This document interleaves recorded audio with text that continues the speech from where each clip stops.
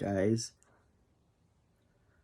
I just got back home from watching a little indie horror movie called Skinamarink, and it is the scariest movie I have ever seen in my entire life, and I absolutely loved it. Excuse me. Um, I don't even know where to begin with this, but just kind of make it quick. I haven't seen every scary movie ever made, but this for sure is honestly the scariest I've seen.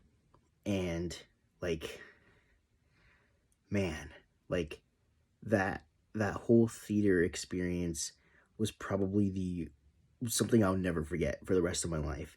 That's the first time like I was like gripping onto like the little drink I had in the seat, and like the whole movie I was just like this or like this, because like the whole way the movie is shot and put together, it is genius. Like it's very low budget.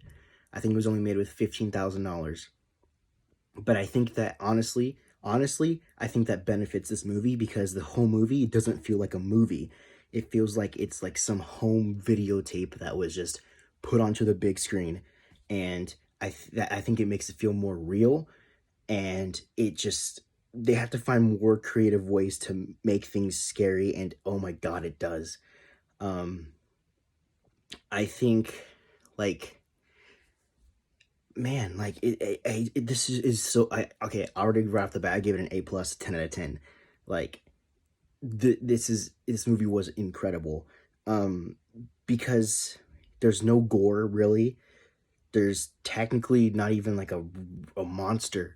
There's no, like, there's nothing that's in your traditional horror movie except just long pause shots of like a dark hallway and showing something old in a corner that's just sitting there with like weird background noise, and just like quick cuts to something that's just weird or just unsettling to look at, and the whole movie is like that. So you're just on like the edge of your seat the whole time, just like waiting for something to happen, and it'll cut to something, and you're like, oh my god, is something gonna pop out? And it doesn't.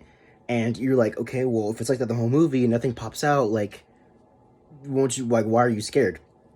Well, there is moments in this movie, there are few moments where they will tease that something's there, or it'll build up to something and something does happen, and those few moments it happens, it is scary.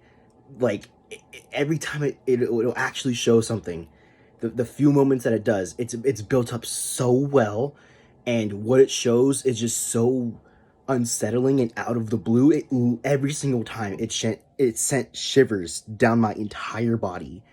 um and the way it does it, and kind of little, like, the few moments it is in the movie, and the way like the moments that it's placed throughout, it keeps you on the edge because you never know when it's going to happen.